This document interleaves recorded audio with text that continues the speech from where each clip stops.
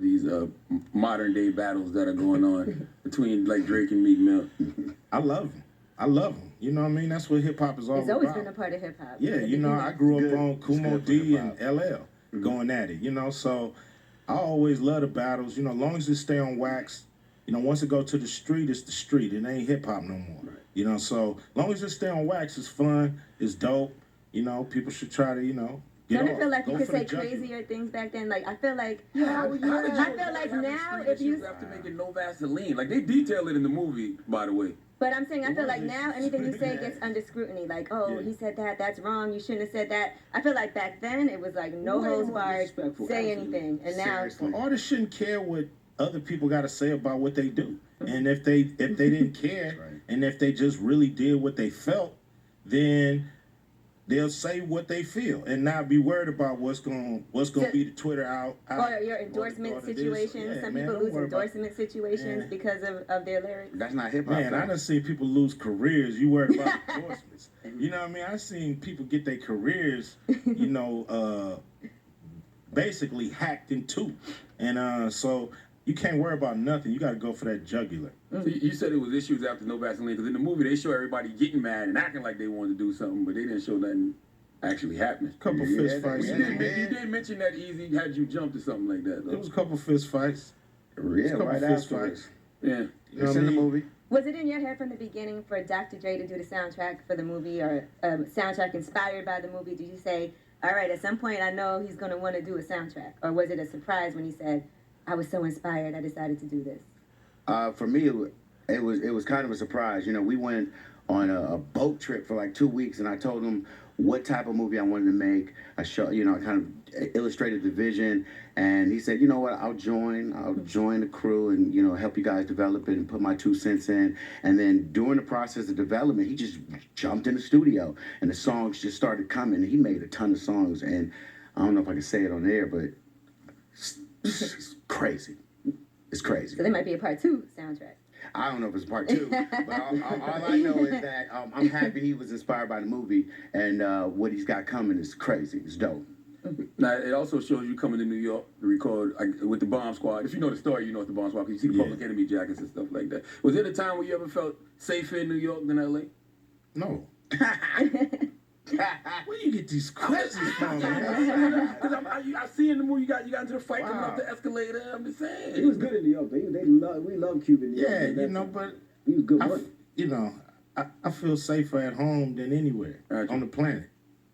I was reading Uncle Luke's book, and he was talking about how hard it was for him to be embraced in New York, and he said NWA had a similar issue coming to New York and not being embraced when you guys first started. Oh, when we first came to New York, we got booed. It was a seminar that was out here, and they had all the rappers go up to the Apollo and perform. Oh, boy. You know what I mean? And we was like fresh, new. You know, I think Easy had We Want Easy out, like so we only had a few little songs. So we jumped on stage, man. They saw them Jerry curls. It was over. They boo, boo, boo. Jerry curls aren't that big here. Yeah. I mean, you know, so I'm about to say, man, Curtis Blow Rock one. But anyway, we was mad. We was feeling bad about it. We was feeling bad. We was like, damn, man, you know, we ain't gonna never crack. You know, it was like this nut we could not crack. You know, Ice-T was the only one getting a little bit of love. So we was like, damn. And then we was in the elevator with Run. I think Run. He saw Easy. He was like, you that kid to do Boys in the Hood, right? It's like, yeah, man. He's like, man, I like that. So when Run endorsed us like that, was it. It was like, man, look, it's a matter of time, baby. They gonna love us out here. It's a matter of time.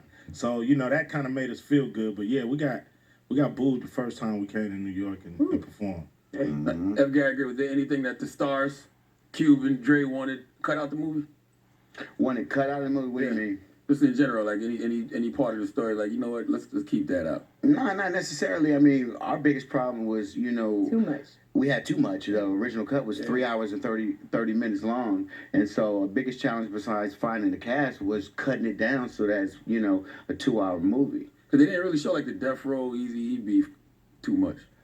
You know what? We show No Vaseline. We show some of the Death Row stuff. I mean, I don't want to tell the whole movie, but I think we put it in its right place. We tried to make sure everything that pertained to NWA was in the movie. You know, because everybody got their side stories. You know, we could all do movies. I could still do an Ice Cube movie, and the NWA part would be 10 minutes. So, you know what I mean? It's like we just tried to make sure that we told a comprehensive story that you can follow and understand what happened.